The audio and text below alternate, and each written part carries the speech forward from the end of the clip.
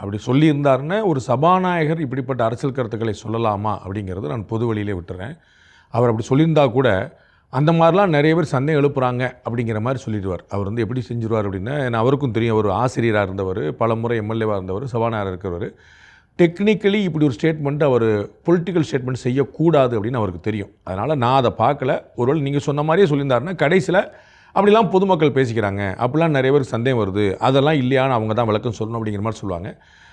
இது வந்து பொலிட்டிக்கலாக ரொம்ப தவறான விஷயம், நோ டவுட்.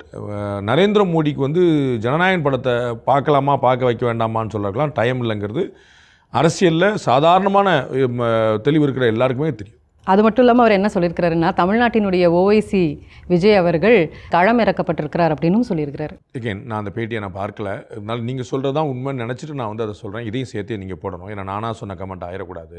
தமிழ்நாட்டுடைய ஓவைசி விஜய் அப்படின்னு சொல்லி சொல்கிறாருன்னா, இஸ்லாமியருடைய வாக்கு காங்கிரஸுக்கு போகாமல் ஓவைசிக்கு போச்சு, அதுபோல் கிறிஸ்தவருடைய வாக்கு திமுகவுக்கு போகாமல் விஜய்க்கு போகும் அப்படின்னு இவர் அச்சப்படுறார். நான் கேட்குறேன், திமுகவுக்கு நல்லது செய்கிற கட்சி தங்களுடைய கிறிஸ்தவருடைய வாக்கு வெளியே போகும் அப்படின்னு ஏன் நினைக்கணும்?